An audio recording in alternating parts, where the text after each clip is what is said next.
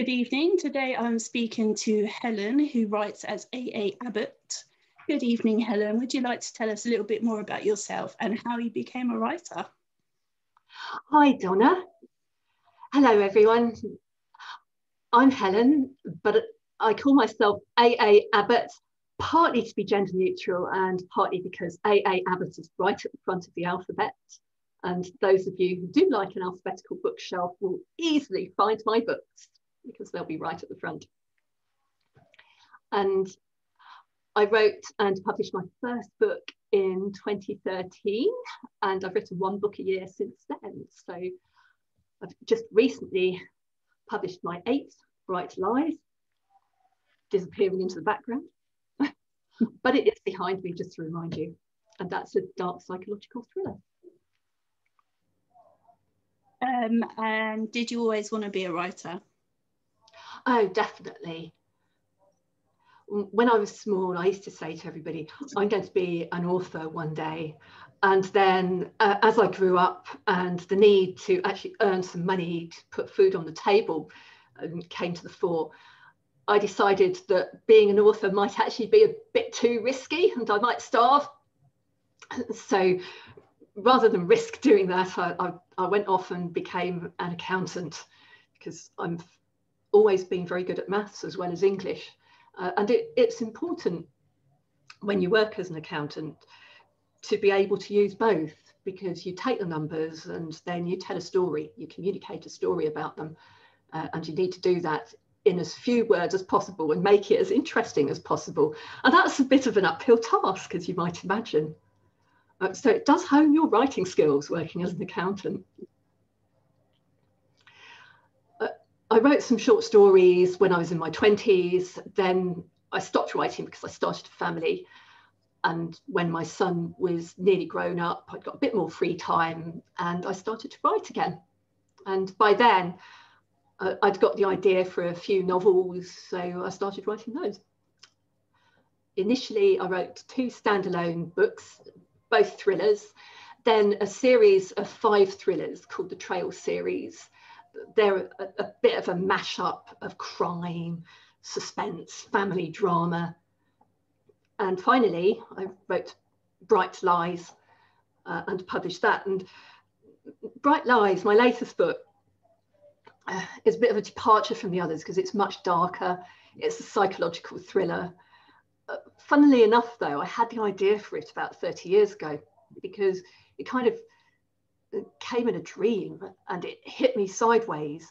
And at the time, I didn't really have the time or the skills to write a full-length novel, so I just wrote the idea down. And I'd got halfway through writing my Trail series when I was talking to my son, now grown up, about my old book ideas. My son doesn't read my books. He likes fantasy, he likes sci-fi, and he likes quite deep philosophical non-fiction texts. So you're not going to catch him with a thriller. But as I was describing what became Bright Lies to him, he said, I would actually read that. So I decided there and then that I would write it, but I had to finish the Trail series first. So having brought that to a conclusion last year with The Final Trail, great title, eh? I spent most of the lockdown this year writing Bright Lies. That's awesome. So what made you choose writing in that genre? Is it something that always interested you, writing psychological and crime? Definitely. I've always loved reading psychological thrillers and crime thrillers. I think a little bit of murder or even just into the men book somewhat. So I guess I just wrote the kind of books that I like to read. Awesome. In Bright Lies, which I read just 2 days ago, you have someone described as one of the most despicable villains in fiction? Is there any truth in that person? Is that based on anyone, or is that pure fiction? It is pure fiction. All the characters in all my books are pure fiction. That doesn't mean that I don't take aspects of people's personalities And there are particular things that David, the villain in Bright Lies, does that are taken from real life. So, for example, David refers to Emily, who's a teenager, as princess all the time. He calls her princess. And he's just a little bit creepy. And that is taken from a real life person, a friend of my uncle's who used to call me princess when I was a child. And there was always just a little bit of a hint of creepiness about this chappie. I'm not in touch with him. I doubt that he'll see this. I think I'll totally get away with that. I'm not saying that he's like David at all, but that little piece of him went into David just to make him just a tiny bit creepy. And I hope I conveyed that. I hope when you meet David in Bright Lies, you start to think, yeah, he's got everything going for him, but there's something off about that man. Yeah, pretty much. Yeah, especially the princess thing is a big, I don't like that. I find that creepy. So yeah, you get that quite early on, or I did anyway when I read it. Thanks very much for reading it. I'm so grateful that you actually took the trouble to read the book and find out about me before we had this interview. That was really good of you. Yeah, that's fine. I love to read anyway, so I can't read all the books that I would like to by the time I speak to people, but it's after Christmas, so it's fine. And I was going to ask, David's an artist, and obviously Emmy's a budding artist, so is that something that you're interested in as well, or did it just work for you for your story? It's something that works for the story. It was suggested by beta readers, actually, because initially when I wrote the draft, Emily was an artist, but David wasn't. And the beta readers said there would be things that would draw them closer together, and the love of art could be one of those things. And I did a significant rewrite and made David an artist. I mean, just for the benefit of people who haven't written Bright Lies, perhaps I'd better say a bit about the book and a bit about the plot. Basically, Emily is an art-mad 12-year-old girl. Art is the only subject she's any good at. She lives in a Somerset village.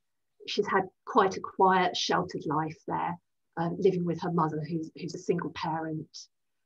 They're on the breadline, but they're happy.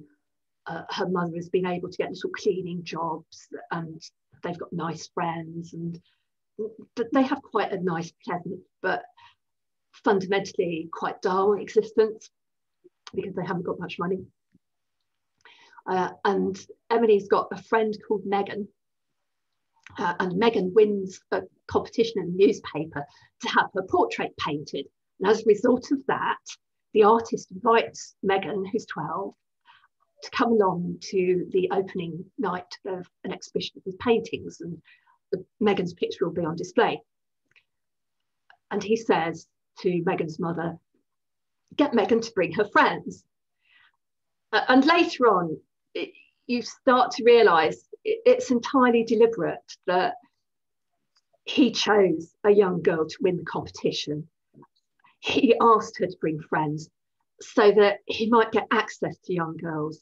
Because although David, the 30-year-old artist, is handsome and rich and successful, and he could have any woman he wants, women aren't really what satisfies David. David likes young girls. And at the exhibition, David speaks to Emily, makes a connection with her, and realises pretty swiftly that Emily is the child of a single parent. So he sets about wooing Emily's mother, Rachel, and the bottom line is that David and Rachel get married, and that gives him access to Emily, and then he starts to groom her. Emily realises what's going on, and although he threatens her, she stands up to him, and she decides the only way that she's going to survive is to get out, and she runs away from home. Then she ends up not in Somerset, not in Bristol, but in Birmingham. in the English Midlands, a city that I've lived and worked in the past, even though I live in Bristol now. And she's got there on the coach, so she ends up in an area called Digbeth, which is really trendy and full of trendy clubs. But it's also got a lot of quite ratty industrial buildings as well. It's an area in transition.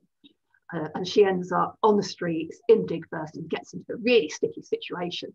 And she's saved from it by Jack, who's a 19-year-old DJ coming back from a club after working a shift there. And Jack is a decent man. He has his problems. He's got anger issues.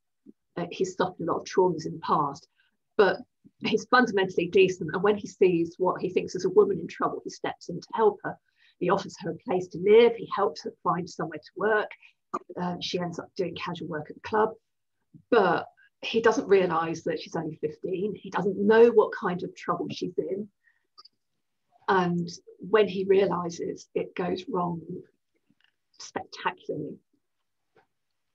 I would say it goes pear-shaped in a spectacular way, to be honest. Yeah. Not necessarily due to him, though, but his so-called friends and stuff. Yes. Bright Lies works on different levels, because you're looking not just at the capacity of people to lie and why they might lie. So people lie for different reasons. David lies just to get what he wants. Emily lies to survive. If she hadn't lied about her age, she would have been sent back home, and she knows that it's not safe to be around David at all. So she lies as much as she needs to, just to be able to keep body and soul together, to stay alive, basically. Yeah. And it's about trust as well. Yeah. Yeah, it's quite brave to up and leave, and then, although I know she knows it's for her survival, but at 15, I'm not sure I would have had the guts to do what she did. She doesn't find it easy. She knows that she's leaving everything she knows behind. And to start with, she does try to get help from her old friends, but none of that works. And the reason why nothing works out is because David, as well as grooming her and insinuating himself into her life, has driven a wedge between her and all the people who might care about her. He's put a wedge between her and her mother. He persuades her that it's really not a good idea to tell her mother what's going on. He threatens her mother's life if she tells. He has arranged for her to go to a different school where she doesn't have any friends, so she loses touch with all her old friends because he says they're chavs and she's got to see them. And gradually he just prizes her apart from all the people who might help her. And that is why she's left with absolutely no alternative but to run away, because she's got nothing and nobody who can look out for her anymore. He's done such a good job of isolating her. Yeah. It really is spot on, isn't it? It's exactly what happens. That's what they do, is isolate and manipulate. Totally. One of my advisors on the book was an ex-police detective who'd recently retired, and prior to retiring, she had worked with child abuse victims and with child abuse offenders for decades. And she said, it's all about power and control. They want to have total control of the victim. They get a buzz out of it. And that is David all over. Early on in the book, somebody spots him looking at Rachel and Emily. Rachel is intended and Emily his intended victim. And she says to Rachel, I don't like the way he looks at you. It's as if the two of you are just his possessions. And that is how he sees them, as objects, ultimately, to bend to his will, to do what he wants with. All about power and control. So-and-so. Interestingly enough as well, my police contacts, not just this lady, but another couple of ex-policemen who helped out, did explain that if you have concerns about somebody close to you and your children, You can go to the police and ask if you should be concerned, and they tell you whether you should be or not. Certainly, if you suspect that child abuse or domestic violence could be an issue, you can go to the police under Sarah's law and Claire's law, and you can say to them, this person's close to me, my children, my grandchildren, whatever it is. Should I be worried?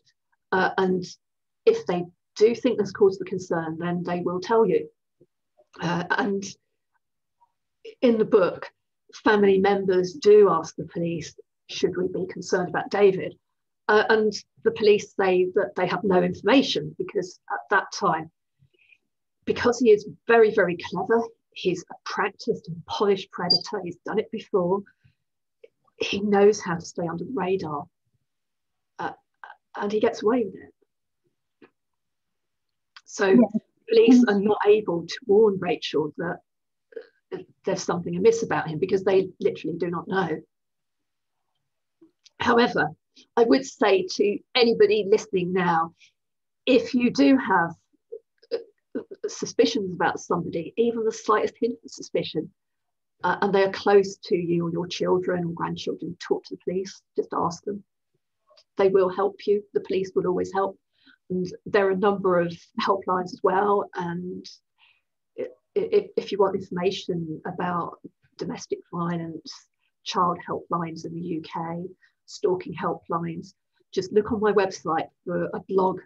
It's a guest blog by Mary Wright, the ex-police detective who advised on Bright Lies. There's lots of information at the end of that guest blog post. My website is aabbott.co.uk, and it's a guest post by Mary Wright. And then I'll post a link to that when I post a video as well, just in case. But yeah, it's important. So you have written that one, which is your most recent. You said you'd written a series of 5. So what were they about? The Trail series is all about warring vodka makers and villains. So it's about 3 families at war. And that's why I say it's really a bit of a mashup, because although all the books are thrillers, they combine crime and family drama and suspense. And the common thread is the kind of fighting that goes on between a young lady called Cat White, a very glamorous person who was brought up to be the heiress of a vodka fortune, but finds herself penniless in London and has to make her own way in the world.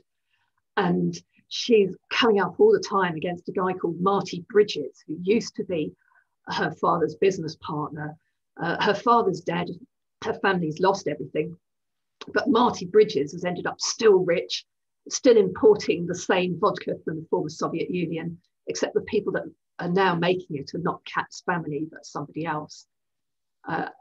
And Marty and Kat do not like and trust each other, although maybe they soften towards each other towards the end of the books, towards the end of the series and the final trail.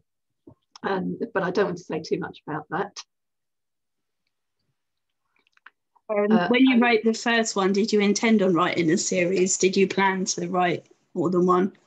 No, until then I'd written 2 standalone books, one about big tobacco and one about hijinks in the world of IT.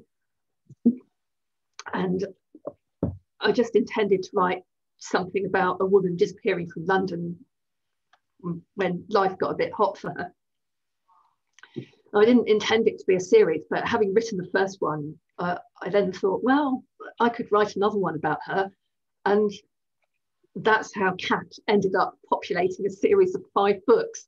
The first one is The Bride's Trail, and the second one is The Vodka Trail. I can't do this, you know, virtual backgrounds. You can see them, yeah, it's fine.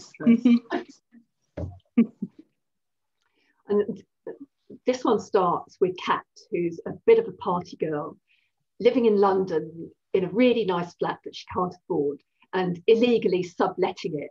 So there are 2 girls living in this flat, both of them poor as church mice. They can't really afford it.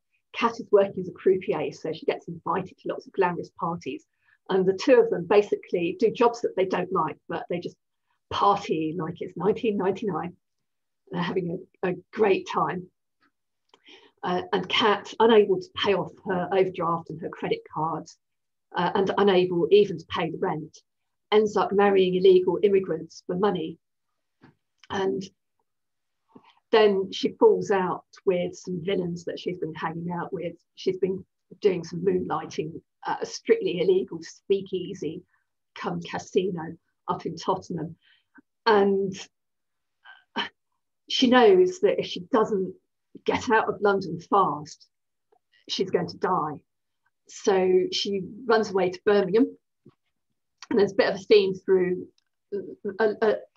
all of the Trail series of people running away from London, finding sanctuary in Birmingham, because Birmingham's a much easier city for a young person to make a career or a small business out of. And so that's where Kat eventually ends up. But in the Bride's Trail, she's just running away there. Her flatmate is devastated, not least because Kat has stolen her identity to marry an illegal immigrant, and the police finger her for the crime. So she's really keen to find Kat and clear her name. And she's also keen to tell Kat that there are some really evil people looking for her, and it would be a good idea to run away. Obviously, Kat already knows that, but her flatmate doesn't appreciate that. And so it all, again, goes completely pear-shaped when everybody meets in Birmingham. Literally everybody, the good guys and bad guys alike, meet in some secret tunnels underneath Birmingham's ancient jewellery quarter. And I don't know if you've ever been there, but I would say the jewellery quarter is fascinating. It's amazing. Loads and loads of little red brick buildings with workshops making gold and silver, and windows shining with glittery trays of jewellery. It's a wonderful place. Not just that, but it really does have this secret tunnel network underneath it.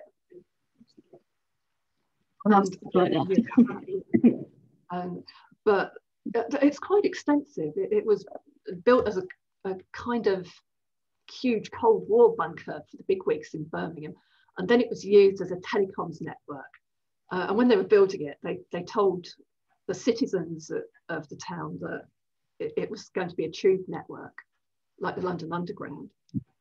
And then they just said that it had been shelved, but really it was sitting there as a Cold War bunker and then sitting there as a telecommunications hub for quite a long while. And the tunnels still exist, and they go all the way under the jewellery quarter and under the city centre. So they extend for a couple of miles. And it's a great place to have a dramatic showdown. So that is kind of what happens. And it all ends up happily ever after. So it's a standalone book that kind of works. But then Kat, having been a party girl, starts to develop a sense of purpose. And although readers of The Bride's Trail tend to think she's a bit of a waste of space, they gradually warm towards her during the rest of the series.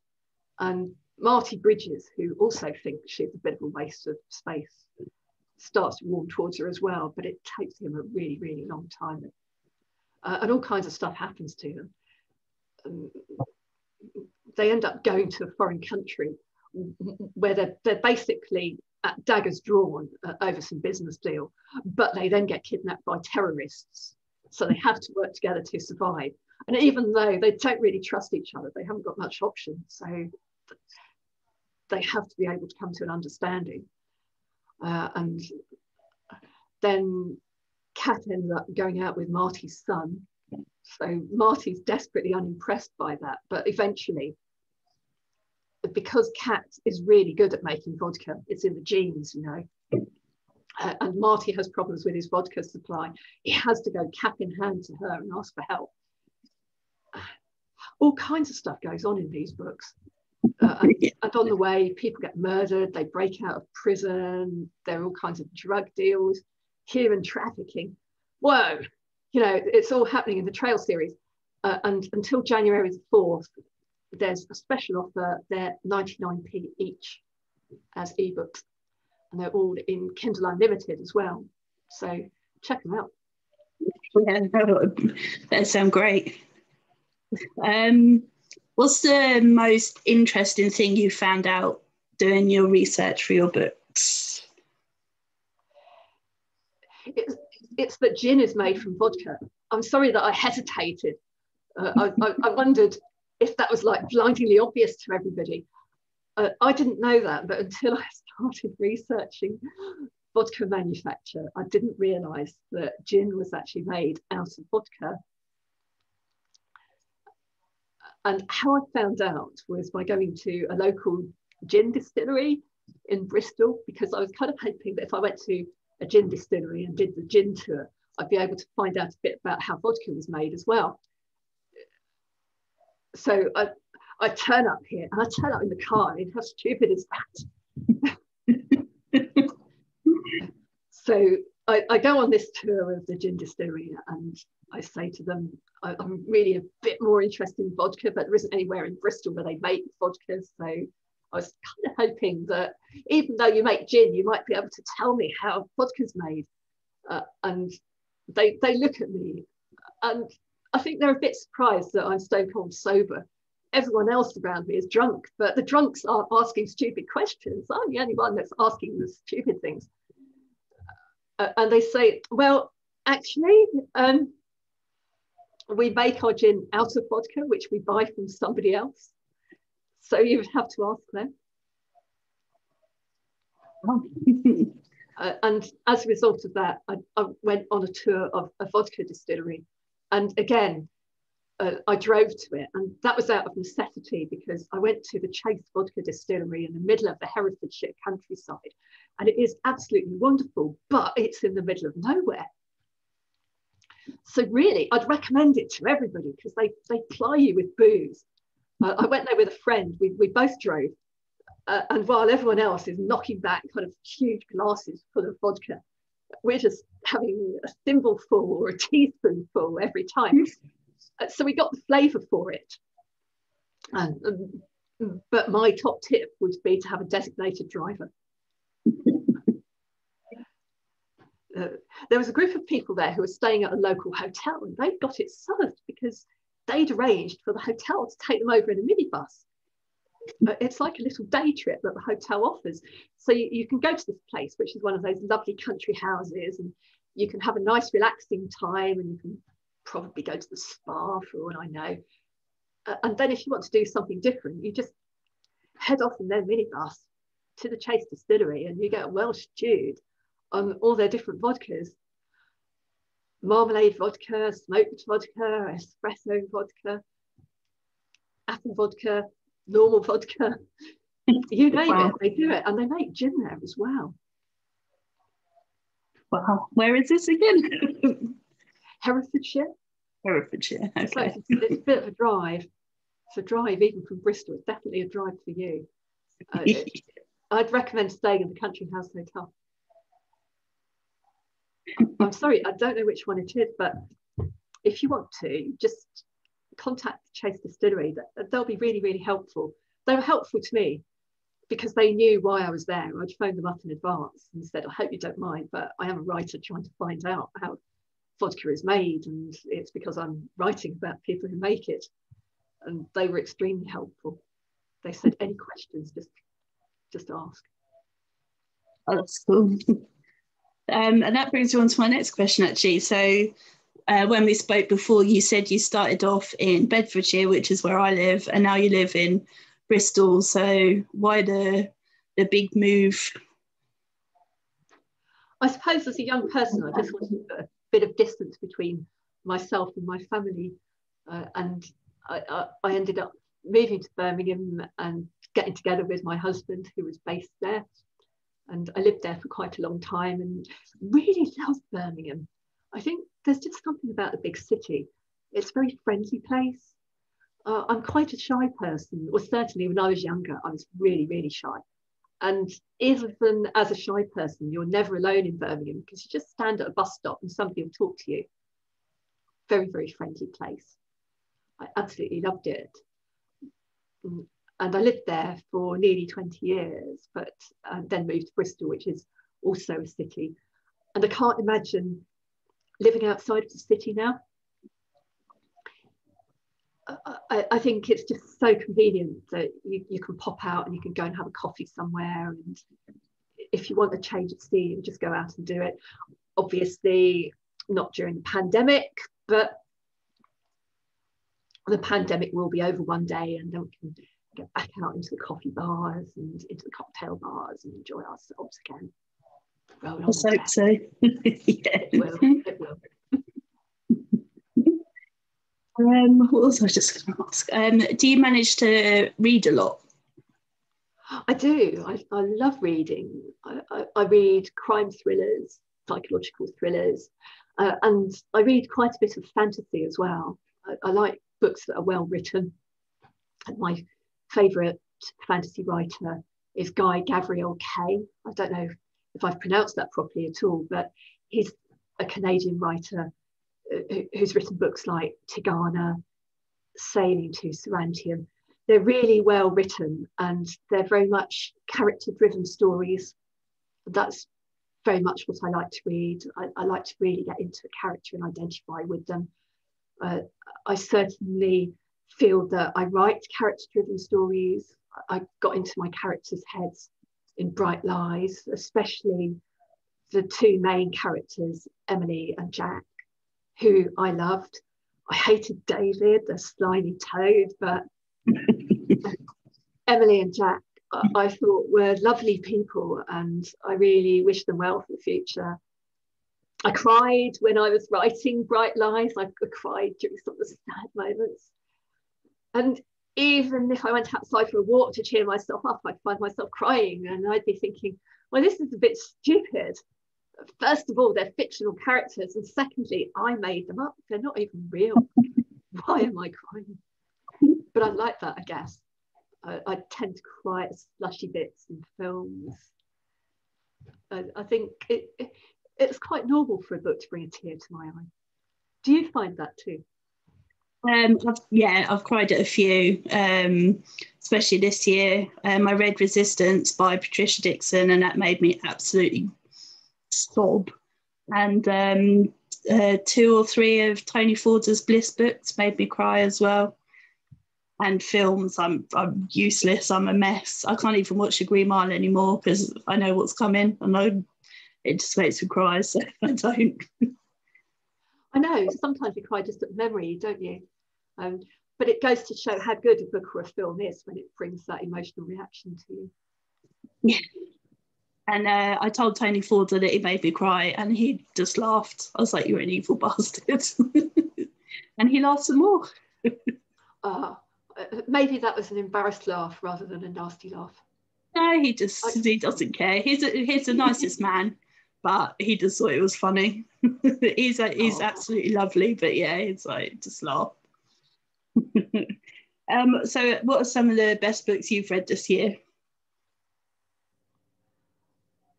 Oh, there's kind of too many to choose from. The most recent one that I blogged about is called Friend Indeed, and that's just a little short novella, but it was written by my editor, Catherine D'Souza. And the background to that and why she's my editor is she writes amazing women's fiction. And like me, she's a member of the Alliance of Independent Authors. And I met her once at the London Book Fair, and I was like, "Oh, Catherine, I'm a fangirl. You are just so brilliant."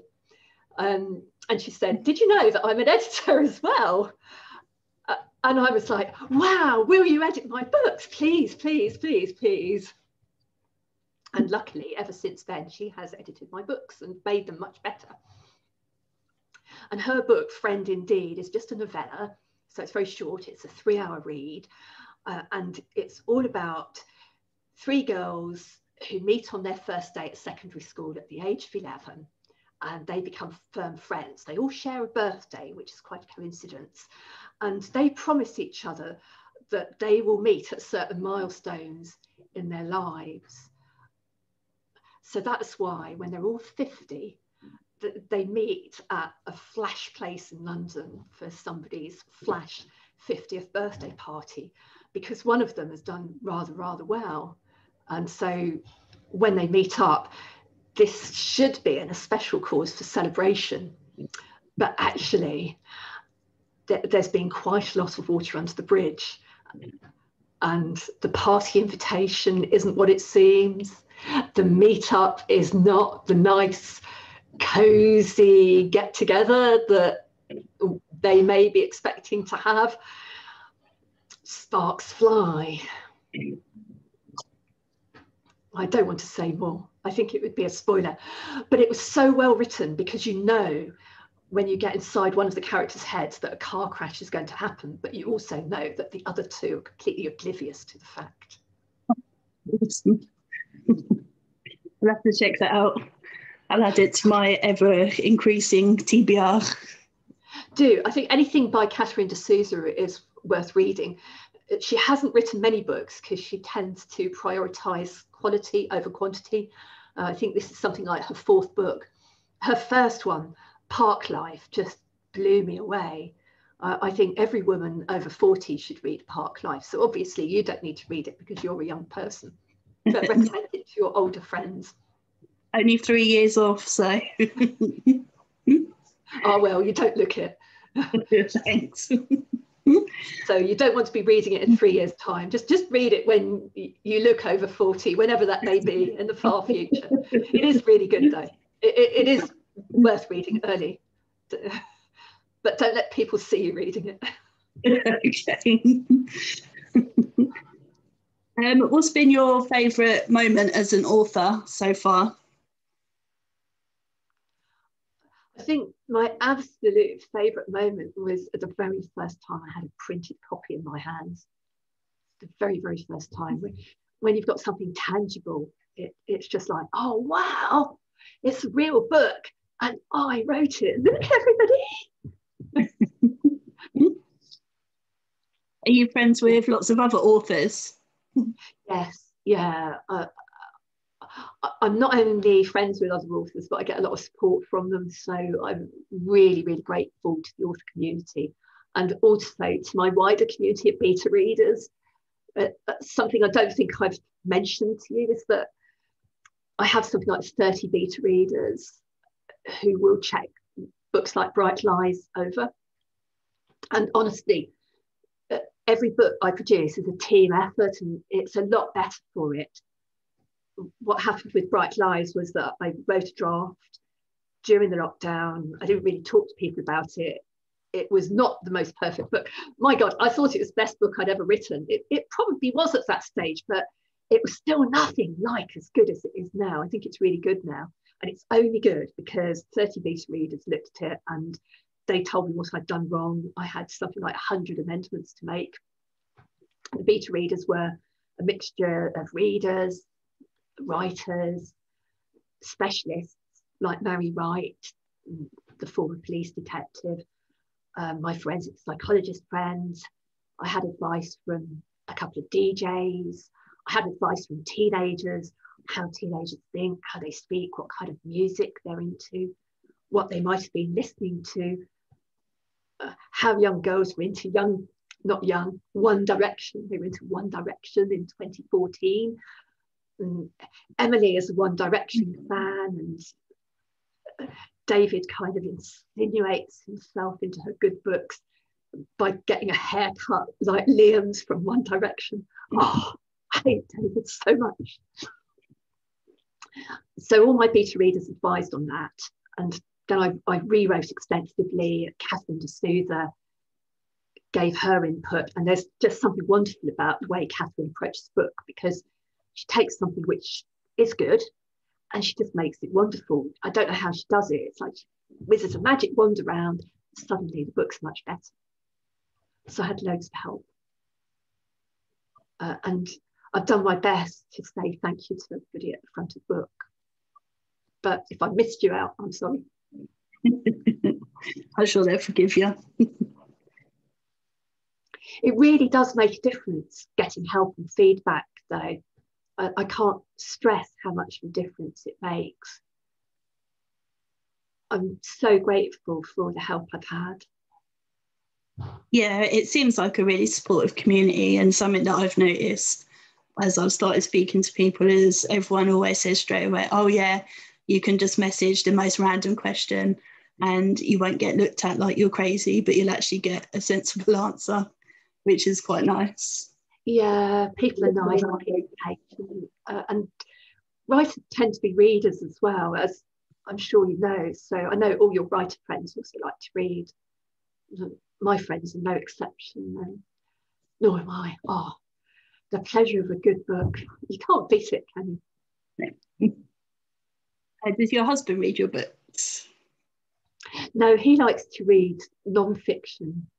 But my son read Bright Lies repeatedly when I was writing it. He helped me with it so much. I haven't given him a credit in the book because he didn't really want to have one. As I say, he's into sci-fi and fantasy and quite cerebral books, and this is not his genre at all, but he was really, really helpful and gave me lots of advice. He too knows what teenagers were playing at parties, what kind of music they're into, what they like to drink. He knows what teenagers' lives are like. Would you consider writing in any other genres? I think I'm going to stick with thrillers for now because I just really, really like them. I think I've found my groove. I do write short stories in other genres sometimes. On my website, I've got a number of short stories, and people who subscribe to my newsletter get a little ebook full of short stories, and that's a mix of crime and romance and paranormal horror. So every genre is represented there enough. And would you consider writing with any other authors? I don't think any other author would want to write with me, to be quite honest. I can't see that happening. I think my process is just so haphazard. It's basically fits and starts. I'll spend absolutely ages and ages working on plot, working out the characters, getting to know the characters, putting a plan together. And I'll do that quite slowly, and then I'll just write until I've got a draft. And I think if I had to work with somebody else and be organised and agree milestones, I find that really, really hard. And they would too. I would drive them mad. Yeah, speaking to authors, I wonder how any ever managed to write a book, because it seems like quite a personal thing, and to give up a certain element of control to be able to write together it must take quite something to do. Yeah, I think people who write collaboratively are really clever. I like to think of myself as a team player, but I still think I'd find it difficult having the level of organisation that's required to write collaboratively with somebody. Whereas in the workplace, it's different because tasks are less creative and much more defined. So it's a lot easier to divvy them up between people and commit to deadlines and the like. What authors inspired you? I've always really liked Ruth Rendell, and I love the psychological thrillers that she wrote as Barbara Vine. I also like John Grisham. I like what J.K. Rowling writes. She inspired me to have the pen name AA Abbott indirectly, because I thought, if she can pretend to be a man twice, then I can do that as well. Going way, way back to when I was a kid, I used to read Enid Blyton, obviously. I think that's everybody's guilty pleasure. The teachers don't like it, but hey, they're a good read. And Joan Aiken was the writer that I really, really loved. She kept belting out short stories, mostly in the fantasy genre, and they were absolutely wonderful. She's written hundreds of short stories. I reckon I've read them all. I loved her books. And I discovered as an adult that she'd written some crime thrillers as well aimed at adults. I've read a couple of them. They're of their time. She wrote them in the 1960s, so they're about a world that just doesn't exist anymore, but they're still a really good read.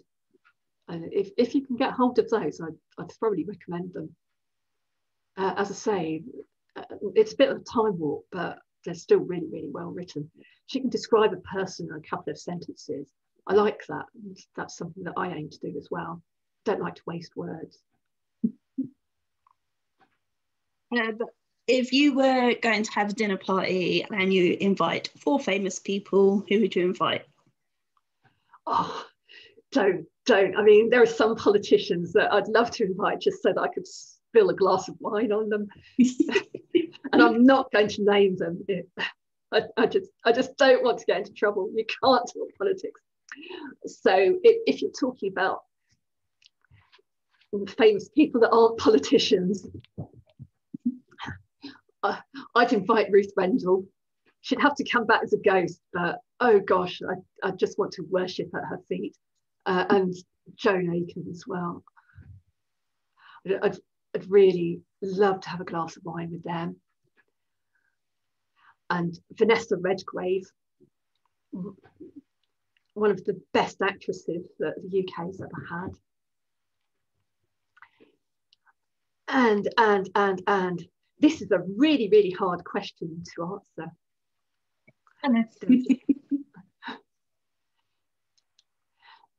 There are just too many people. I think I'd really like to see Einstein, but then I'd invite my son and my husband as well, because I think they would get a better conversation if my more cerebral relatives were there. But I think they'd enjoy speaking with Einstein. Einstein would enjoy speaking with them, and everyone else would just enjoy listening to him. Sounds like fun. Do you think? You can come too if you want. Oh, thanks. No one ever asked me. One person wanted me, and no one else. I guess I'm not famous, so that's fine. I'll just be a fun one. Who would you bring? I would have Stephen Fry, Barack Obama, maybe Dawn French or Jennifer Saunders, someone like that, like Rick Mail, comedians, I think. Oh wow, yeah, they'd liven it up a bit. That's really good. That's a really good shout. And I promise not to spill wine on Barack Obama, even though he's a politician. Yeah, he's too nice. He's such a lovely man. Yeah, and I've got a lot of time for Michelle Obama. Do you think we could find a seat at the table for her? Because I'd like to get some style tips from Michelle Obama, to be perfectly honest. Yeah, she's incredible. A very classy lady. Yeah, someone read her book and said that it's brilliant, so I've added that to my list as well. I'd like to read her book. Yeah, she would be so inspirational. Yeah, I think it's great the way that they just work together. They come across as a completely modern couple, both working together. Yeah, they're lovely, and they've got amazing kids as well. You know, by their kids, it's a good reflection of how together they are, and their girls seem, very poised, and they're beautiful and well behaved. Yeah, definitely. I think we should hire a buffet restaurant, and then we can get the whole Obama family along. Yeah, actually, yeah, I like the way you think. Yeah, let's bring them all in. That's fine. As long as I don't have to pay. I'm sure Obama's rich; he can pay. Or Stephen Fry. What's the most embarrassing thing that's ever happened to you? Again, there are probably far too many things to count.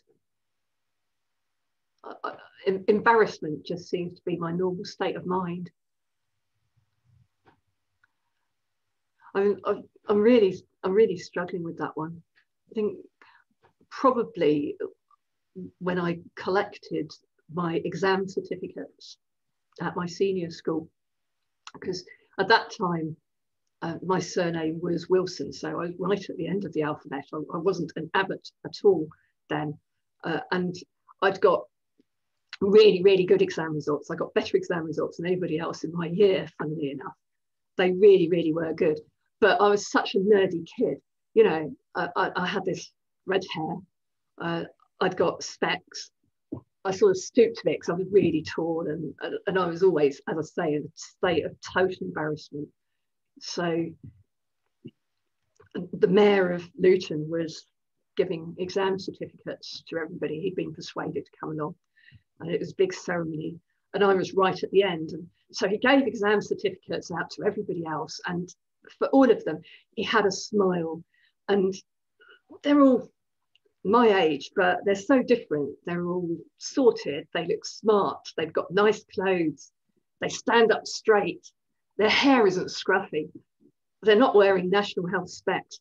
Basically, they look like normal people, and I just look like a nerd. And so, the Mayor of Luton's shaking their hand and going, "Oh, well done," to everybody. And then I sort of shuffle along, and he just gives me the certificates.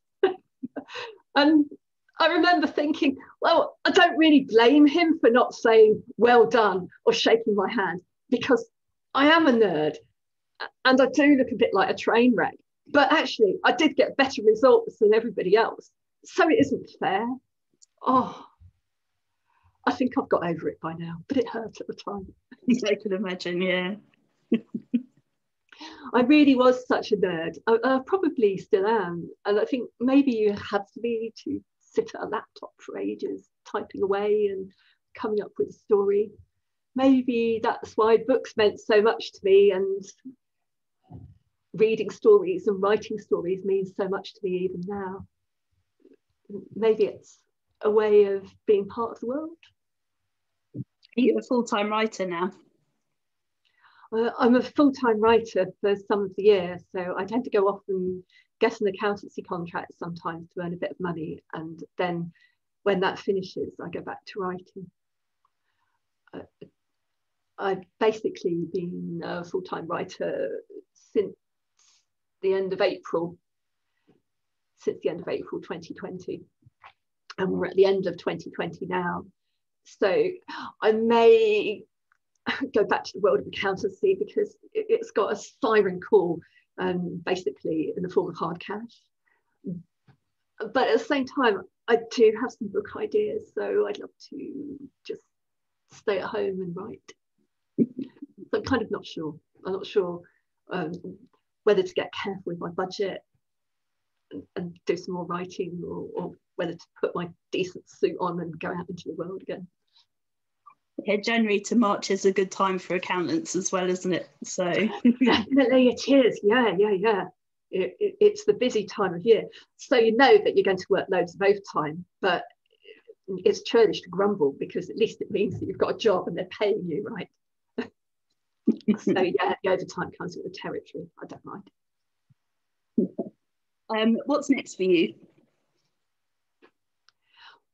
Well, I'm not sure, but I think it's going to be a psychological thriller, and I think it will be inspired by events that took place on Christmas Day 2020. Because a really, really weird thing happened, and a sinkhole developed in a garden down the road, and it revealed a couple of ancient cellars. And so I think I need to investigate the ancient cellar and tunnel network in the area with a view to writing a story that draws upon it.